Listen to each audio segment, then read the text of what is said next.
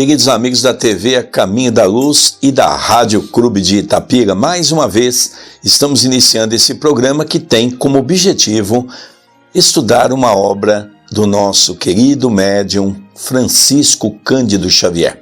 E estamos estudando na sequência o livro Nosso Lar. E hoje, com certeza, nós vamos discutir o capítulo 26º, dando continuidade naquele estudo que você tem a oportunidade de acompanhar pela TV A Caminho da Luz. Tudo bem, André Luiz? Tudo bem, querido Sérgio, é com grande alegria que estudaremos um capítulo a mais nesta oportunidade e saudar a você que está nos ouvindo pela Rádio Clube e nos assistindo pela TV A Caminho da Luz. Que Deus os abençoe. Nós vamos então iniciar a leitura para nós podermos aproveitar bastante esse estudo. O tema é Novas Perspectivas, é o capítulo que nós iremos estudar. Vamos lá. Ponderando as sugestões carinhosas e sábias da mãe de Lísias, acompanhei Rafael convicto de que iria não às visitas de observações, mas ao aprendizado e serviço útil. Anotava, surpreso, os magníficos aspectos da nova região, rumo ao local onde me aguardava o ministro Genésio. Contudo, seguia Rafael, em silêncio. Estranho agora ao prazer das muitas indagações. Em compensação, experimentava novo gênero de atividade mental. Dava-me toda a oração, pedindo a Jesus me auxiliasse nos caminhos novos, a fim de que não faltasse trabalho e forças para realizá-lo. Antigamente, avesso às manifestações da prece, agora a utilizava como valioso ponto de referência sentimental aos propósitos de serviço. O próprio Rafael, de quando em vez, lançava-me curioso olhar, como se não devesse esperar tal atitude de minha parte. Deixou-nos o aérobus à frente de espaçoso edifício. Descemos calados. Olha que interessante, quando ele fala aqui, antigamente avesso às manifestações da prece, agora a utilizava como valioso ponto de referência sentimental aos propósitos de serviço. Nós todos que hoje compreendemos a prece, nós todos que hoje temos a oportunidade de vermos a prece como uma grande oportunidade de entrarmos em contato com Deus, o nosso Pai e nosso Criador, nós começamos a ver que nós não precisamos estar numa região mais sublimada para começarmos a dar valor à prece. Nós devemos e temos a obrigação de começarmos no hoje, no agora, no nosso cotidiano, a vermos na prece a oportunidade abençoada de nos ligarmos ao nosso Criador, a Deus, o nosso Pai. Quando nós aprendemos a conviver com a prece, nós aprendemos a abrir o nosso coração. Nós começamos a ser mais sinceros para conosco mesmo. Já não somos mais aquelas criaturas arrogantes. Procuramos não ter postura de mentira, porque sabemos que mais cedo ou mais tarde, tudo e toda a verdade vem à tona. Nós sabemos que o homem velho se faz dos vícios, aonde nós ainda, no afã de mantermos o nosso orgulho, o nosso egoísmo, somos criaturas egocêntricas. Pensamos somente em nós, não respeitando o próximo.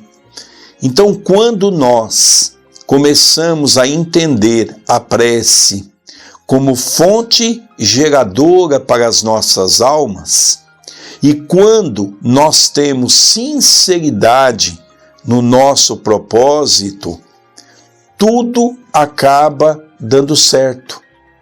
Mas há uma coisa também, André, que nós não podemos deixar de mencionar. Eles saíram da casa de Lísias e entraram no aerobus. O que é isso? É um ônibus que, na verdade, ele voa. Como é que nós podemos entender, não é?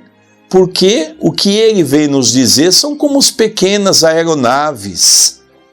Ora, mas sempre as pessoas perguntam, o espírito, ele não voa? O espírito não pode andar de um lado para o outro vomitando? Né? Nós começamos a perceber que a matéria de cada lugar que nós nos encontramos, ela se faz relativa à matéria do nosso perispírito. Assim sendo, os espíritos que convivem em nosso lar é a mesma maneira que nós convivemos diante do corpo aqui.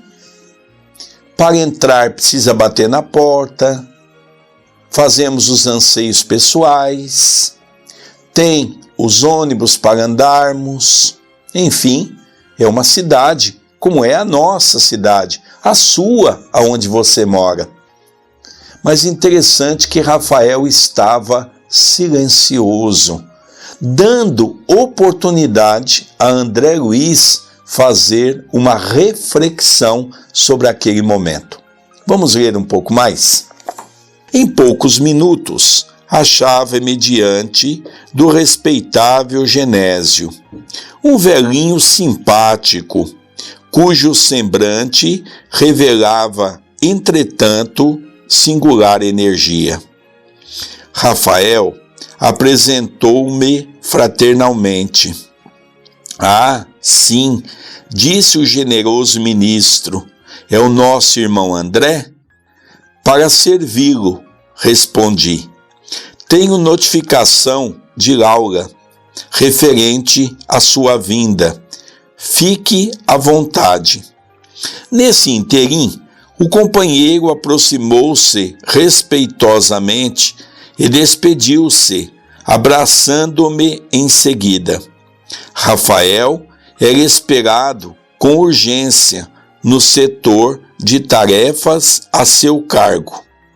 Fixando em mim os olhos muito lúcidos, Genésio começou a dizer: Clarencio falou-me a seu respeito com interesse. Quase sempre recebemos pessoal do Ministério do Auxílio em visita de observações que, na sua maior parte, redundam em estágios de serviço. Olha que interessante. O intercâmbio de um ministério para com o outro não tem a mesma burocracia, por exemplo, que quando nós vamos numa mesma prefeitura, quando um departamento tem que falar com o outro. É uma burocracia, uma papelada, é um tempo que você perde. Lá não. Lá eles já há esse intercâmbio, essa interação de um ministério com o outro. Já há esse intercâmbio de diálogo. E quando André chegou lá, por que André era esperado? É importante nós colocarmos e entendermos que André, naquela altura, a espiritualidade esperava dele muito. Por quê? Porque ele tinha uma cabeça notória. Ele tinha um raciocínio aguçado. Ele tinha uma percepção avantajada. Então a espiritualidade viu nele a oportunidade de servir como médium do outro lado. Não apenas de reportar a respeito da cidade de nosso lar, uma cidade no mundo espiritual, situado nas dimensões do umbral fino, mas ele também nos dá, baseando as suas obras, os seus vários livros, nos falando a respeito dos mais variados assuntos envolvendo do espírito a vida no mundo espiritual. Então, Genésio, quando o recebeu, já lhe ofereceu a oportunidade da observação e já lhe disse que o estágio poderia fazer parte do seu currículo naquele momento. Interessante também como que a palavra tem um papel importante dentro de nosso lar. Foi apenas um pedido de Laura. Ela fez um pedido. Ela tinha tamanha moralidade dentro dos princípios daquilo que ela acreditava como verdade, que ela pediu ao ministro Genésio que pudesse estar dando uma oportunidade a André Luiz, para que ele pudesse fazer uma visitação. André percebeu que era um lugar onde ele poderia aumentar o seu currículo. Por quê? Era um lugar de estágio. Quem faz estágio? Quem está no começo de um aprendizado novo. Mas ele era Carlos Chagas, esse grande médico que trouxe uma grande contribuição para a humanidade. Mas ele também se refere a Clarencio. Também tive boas informações do ministro Clarencio. Vejamos o quanto a palavra em nosso lar é importante. Nós pegamos texto muitas vezes e passa a ser desapercebido pontos como esse. Pontos importantes que nos faz entender um pouco melhor essa condição. Então ele estava ali, não era como um grande cientista, ele estava ali como um simples estagiário, que sob a dádiva de dois amigos, Laura e o ministro Clarencio, pediu a intercessão para que ali ele pudesse fazer um estágio. Isso nos chama a atenção o quanto é importante, como Jesus dizia, no seu falar sim, sim e não, não, serei sincero para que coisas graves não possam te ocorrer. Então vejamos que a palavra, e eu gostei muito desse tema, desse texto, porque vem encaixar na nossa atualidade, nos chamando a atenção de que não precisa um ato para haver um retorno do mundo de ação e reação, mas uma palavra mal colocada pode também gerar consequências muito sérias. E foi isso que nós pudemos perceber da conversa de Genésio juntamente com André Luiz. Vamos continuar um pouquinho mais? Compreendi a sutil alusão e obtemperei. Este é o meu maior desejo. Tenho mesmo suplicado às forças divinas que me ajudem o espírito frágil, permitindo que seja convertida a minha permanência neste ministério em estação de aprendizado.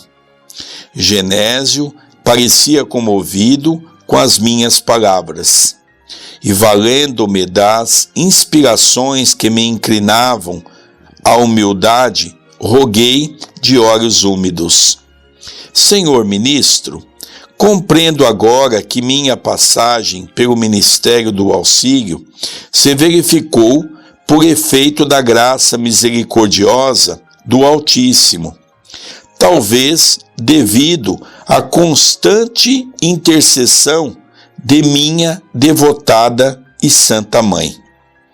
Noto, porém, que somente venho recebendo benefícios, sem nada produzir de útil. Certo, meu lugar é aqui, nas atividades regeneradoras. Se possível, faça, por obséquio, seja transformada a concessão de visitar em possibilidade de servir. Compreendo hoje, mais que nunca, a necessidade de regenerar meus próprios valores. Perdi muito tempo na vaidade inútil, fiz enormes gastos de energia na ridícula adoração de mim mesmo. Olha que interessante, Sérgio, quando aqui ele já começa a nos mostrar que ele já perdeu um pouco daquela prepotência de quando ele se encontrou diante de Clarencio na primeira vez que ele pediu oportunidade de trabalho em nosso lar. Agora ele já pede trabalho, mas já agradecendo a sua mãe pela intercessão abençoada. Lembremos que a mãe de André Luiz se encontrava numa região superior à dele. podendo desta maneira interceder pelo Filho. E quando ele está diante de Genésio, ele já começa a ter uma atitude de humildade que ele não teve, por exemplo, quando ele estava diante de Clarencio. Então ele já fala, eu poderia servir neste ministério de regeneração. E ele começa a ver que aquele trabalho, o maior beneficiário não seriam os outros, seria ele próprio.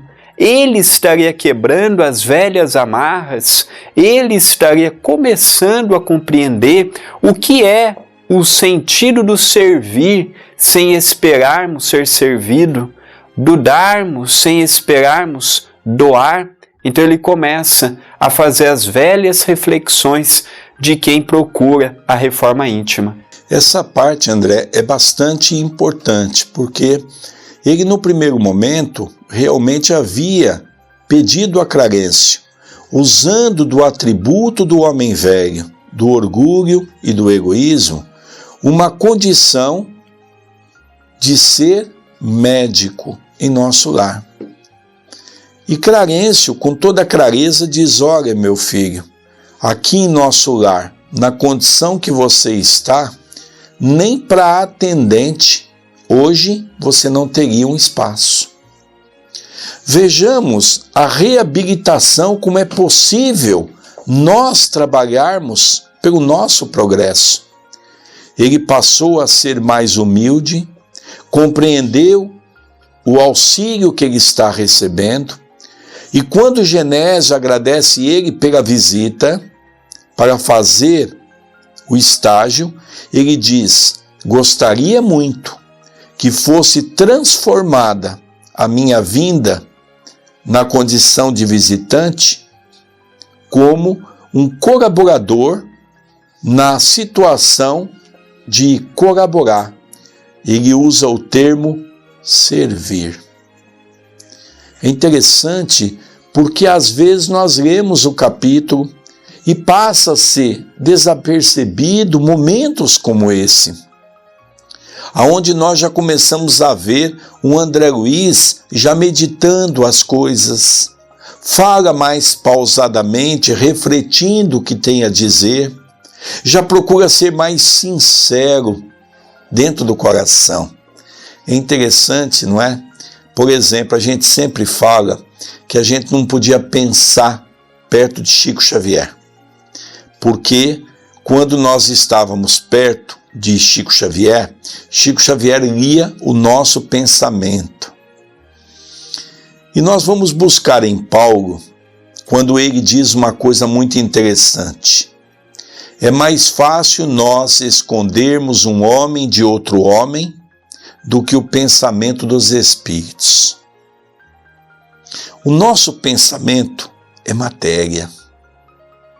E por ser matéria, ele passa a ser reproduzido. Por exemplo, nós estamos aqui nesse estúdio, gravando, logicamente, esse programa para ir com mais qualidade para a sua casa. Você amanhã, quando for ouvir ou assistir o nosso programa, você vai ver o quê? A materialização de um trabalho que foi efetivado. Primeiro pensou, depois concretizou. O nosso pensamento é um pensamento onde os espíritos também têm participação. Então, às vezes, algumas pessoas vêm ao centro espírita e me perguntam, Sérgio, você está vendo algum espírito do meu lado? Eu sempre digo assim, vamos pensar junto? Como é que foi o seu dia? Como é que foi exatamente os seus pensamentos? Foi pensamento de mentira? Foi pensamento de enganar os outros? Foi pensamento de vício? Foi pensamento de orgulho? Foi pensamento no campo da vaidade? Você foi egocêntrico? Só pensou em você? Se isso aconteceu, quais são os espíritos que estão ao seu lado? São bons espíritos? Logicamente que não. Agora, se você teve um dia voltado para a sinceridade do seu coração, se você teve um dia voltado para a caridade, auxiliar o próximo, se você teve o dia voltado para ler uma obra edificante, você entrou em prece durante o dia algumas vezes, como André Luiz mencionou no capítulo de hoje, quais são as companhias espirituais que estão ao seu lado? Não são bons espíritos? Espíritos que estão nos motivando a ter uma vida melhor? Nós somos os responsáveis pelo nosso pensamento. Consequentemente, nós somos responsáveis pelas companhias espirituais que estão conosco. Então isso é muito importante, né, André? Nós analisarmos a importância dessa colocação de Genésio para André Luiz e dessa reflexão de André Luiz para com ele mesmo. E ele está sendo sincero com ele e para com Genésio.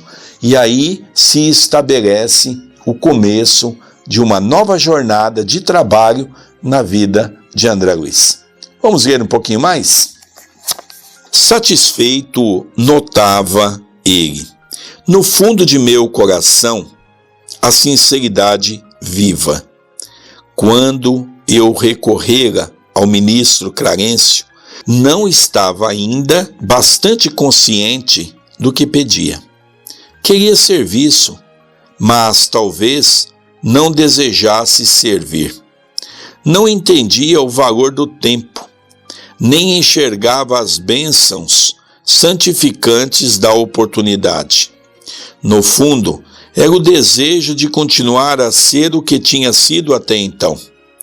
O médico orgulhoso e respeitado, cego nas pretensões descabidas do egoísmo em que vivia, encarcerado nas opiniões próprias, no entanto agora, diante do que vira e ouvira, compreendo a responsabilidade de cada filho de Deus na obra infinita da criação.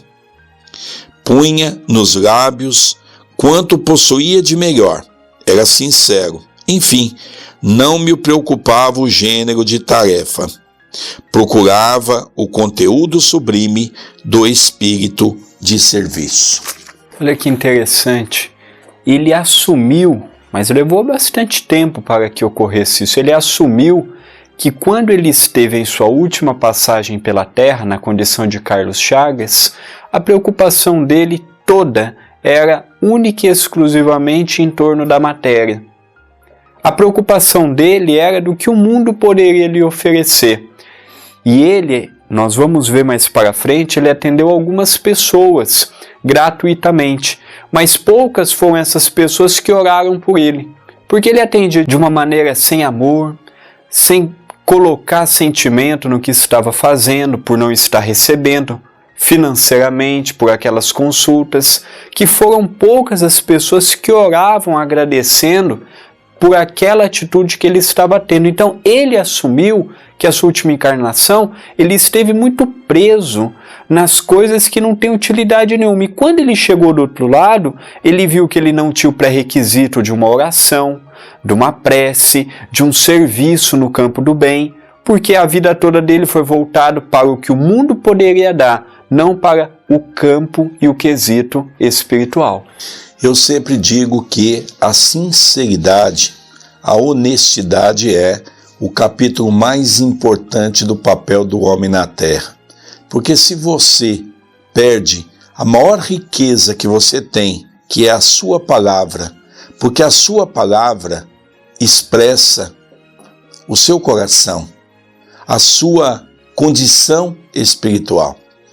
E o mais bonito que eu vejo dessa história foi quando André Luiz, ele é autêntico e ele diz a Genésio: eu sei que eu cometi um grande erro quando eu fui conversar com Clarencio. Eu não fui honesto com o meu propósito, eu não fui honesto com a minha fala, eu não fui honesto para com as pessoas que estavam com os braços abertos para me recepcionar. Eu acho interessante quando nós temos a hombridade de assumir o nosso erro. É interessante, eu trabalhei, André, muito tempo e ainda faço muita visita aos nossos amigos jovens, principalmente nas clínicas de dependência química. E eu acompanho, entre muitos tipos de tratamento, o chamado os 12 passos. O primeiro dele é nunca tome o primeiro gole. É interessante, isso serve para a nossa vida em várias coisas, não é? Por exemplo, ele sabia que quando o médico na Terra, ele tinha o hábito de mentir, não é? Quando ele chegou no mundo espiritual, ele percebeu que não adiantava ele usar dessa artimanha. Ele tinha que ser sincero, por isso que ele sofreu bastante. Quando ele se revestiu do homem novo, como nos ensinou Jesus, o homem novo não é tornar uma pessoa santa do dia para a noite. É como diz no Evangelho segundo o Espiritismo, se reconhece o verdadeiro espírita pela sua transformação moral e pelos ensejos que o faz de corrigir as suas más inclinações. Genésio percebeu a sinceridade do coração de André. Percebeu que ele estava sendo sincero para com ele e para com as pessoas que estavam lhe ouvindo. Vamos ver a consequência desse desabafo de André Luiz. Vamos continuar a leitura. O velhinho fitou-me, surpreendido, e perguntou: é mesmo você o ex-médico? Sim, murmurei acanhado. Genésio calou por momentos, como buscando resolução para o caso, dizendo então: louvo seus propósitos e peço igualmente ao Senhor o conserve nessa posição digna. E como que preocupado em levantar-me o ânimo e acender-me no espírito novas esperanças, acentuou: quando o discípulo está preparado, o Pai envia o instrutor. O mesmo se dá relativamente ao trabalho. Quando o servidor está pronto, o serviço aparece. O meu amigo tem recebido enormes recursos da providência. Está bem disposto à colaboração, compreende a responsabilidade, aceita o dever. Tal atitude é sumamente favorável à concretização dos seus desejos. Nos círculos carnais, costumamos felicitar um homem quando ele atinge prosperidade financeira ou excelente figuração externa. Entretanto, aqui a situação é diferente. Estima-se a compreensão, o esforço próprio, a humildade sincera. Olha, Sérgio, quando ele nos fala aqui, por exemplo, é mesmo você o ex-médico? Porque há poucas semanas atrás ele havia ido até o gabinete de Clarencio e a postura dele foi totalmente adversa. A postura dele foi totalmente diferente. Lá ele chegou com aquele prepotismo do homem velho, aquele homem prepotente, aquele intuito de continuar do outro lado, com os mesmos estigmas de quando estava encarnado. E aqui ele já muda, já entra com outro ar. E outro ponto muito interessante que ele nos fala aqui é duas frases que nós poderíamos utilizar em nosso dia a dia. Quando o discípulo está preparado, o Pai envia o instrutor. Não adianta você enviar o instrutor quando o discípulo ainda está muito imaturo, ainda está muito despreparado. E outra frase muito significativa é: quando o servidor está pronto, o serviço aparece. Tudo tem o seu momento, tudo tem as etapas necessárias para que não venhamos a pegar um fruto antes dele estar maduro. Vejamos, André, que além desse tema importantíssimo que você coloca, desse diálogo, realmente Genésio se assustou, porque a informação que ele tinha de Clarencio é que André Luiz era um homem prepotente, realmente, porque foi um grande médico e ele se achava um Deus na terra, talvez um dos grandes erros dos homens sábios que passam pela terra, porque nós, quando atingimos um grau de inteligência, nós menosprezamos a inteligência do outro. Agora, há uma frase aqui, André, que eu acho muito interessante, quando ele encerra dizendo esse trecho, dizendo que ele está com a humildade sincera, sermos humildes, sermos sinceros. Talvez aqui, essas duas palavras resumam tudo o que nós estamos dizendo com referência ao homem novo. Sermos sinceros no propósito de nossa vida. Mas para sermos sinceros, nós temos que sermos humildes. E a humildade não é um capítulo conquistado do dia para a noite. Por quê? Porque somos ainda seres egocêntricos. Pensamos só em nós. Não respeitamos o nosso próximo nas suas dificuldades. E é aí que as coisas se complicam. Porque nós vemos um mundo hoje que poderia ser melhor. Por que quando há uma calamidade, seja provocada pelo próprio homem, ou seja pela mãe natureza, por que nós nos despertamos a auxiliar? Mandamos cesta básica, mandamos dinheiro, mandamos muitas vezes recursos. Por que nós nos tornamos humildes apenas nas catástrofes? Por que nós não aproveitamos essa oportunidade para tentarmos ser criaturas um pouco melhores? Isso só depende de nós, não depende de Deus, nem de Jesus, nem dos espíritos, nem dos nossos familiares. Depende de nós. Eu sou o responsável pelas minhas atitudes. O meu fracasso ou a minha evolução vai depender de mim. Eu sou o grande responsável por mim mesmo. Vamos continuar um pouco mais, André? Identificando-me a ansiedade, concluiu: é possível obter ocupações justas. Por enquanto, porém, é preferível que visite, observe e examine. Eu acho, André, que aqui nós temos que parar nessa frase, porque é uma frase importante. Nós não podemos deixar passar essa frase, porque Genésio está, sim, sentindo a boa vontade de André. Mas diz um ditado popular que de boa vontade o inferno está cheio. Então Genésio faz um alerta a André Luiz. Qual é, André? Ele pede para que ele, neste primeiro momento, para que ele visite, observe e examine primeiro. Dando continuidade, André, exatamente explicando o quê? Que ele não vai trabalhar no primeiro momento. Ele vai estagiar. E dentro de um processo de estagiário, ele vai observar, analisar, para depois ter a oportunidade de trabalhar. Eu fico imaginando a alegria dele, não é?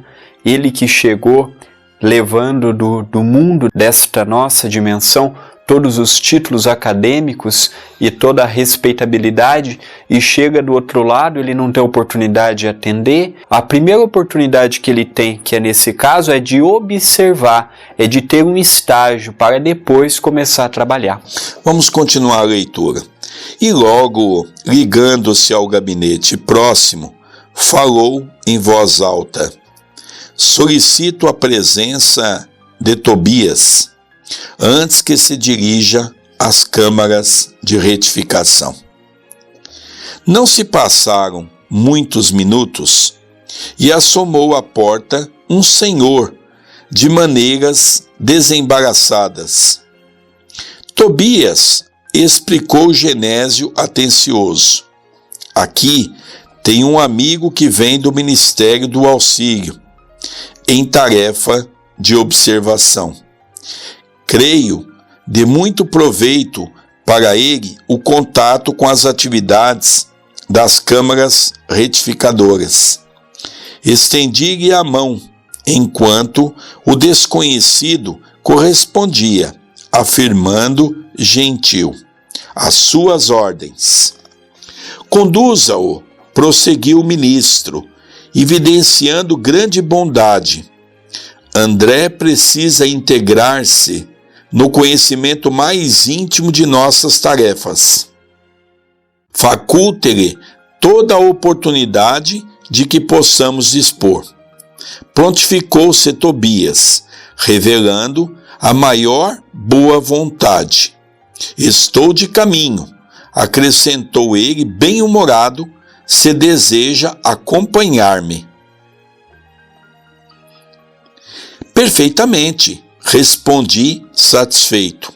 O ministro Genésio abraçou-me comovido com palavras de animação.